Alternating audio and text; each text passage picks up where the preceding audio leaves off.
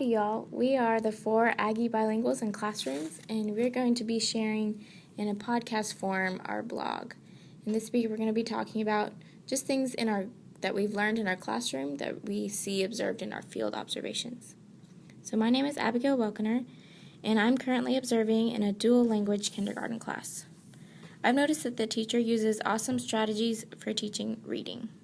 The class just recently started independent reading during Reader's Workshop, and it's so cute how they find their spot and practice reading on their own. The teacher has 3 ways to read independently. Number 1, retell the story. Number 2, read the words. Or number 3, read the illustrations.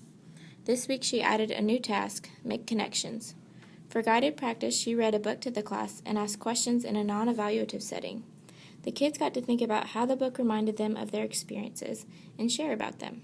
She said things like, "Wow, Johnny just made a connection. He planted an apple tree this weekend, and we're reading about apples. Thank you, Johnny." In my textbook reading about direct instruction strategies, I learned 4 elements of effective instruction. Number 1, clearly present goals and main points. Number 2, present content sequentially. Number 3, be specific and concrete. Number 4, check for students' understanding. The teacher definitely exemplifies the effective strategies that I'm learning about. Hi, I'm Eunice, and I'm currently observing a 3rd grade dual language classroom. One strategy that we've learned about that I feel my teacher has really done a good job with is getting to know your students. She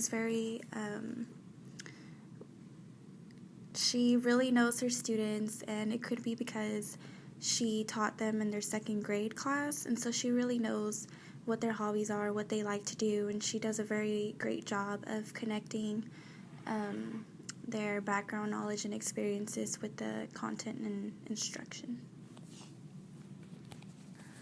Hi, my name is Callie Strickland, and I will be talking about scaffolding.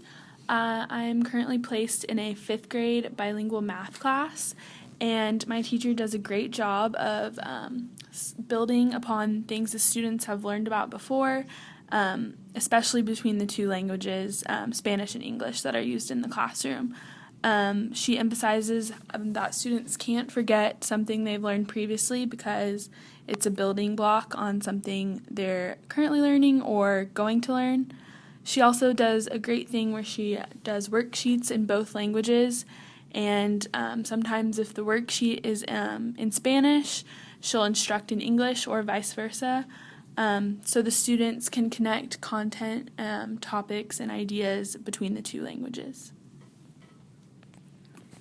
Okay, my name is Stephanie Martinez, and I am in a kindergarten bilingual education class, and one of the strategies that we've talked about in class a lot is the use of centers, and I think my teacher does a great job at integrating manipulatives to keep the children engaged during these centers.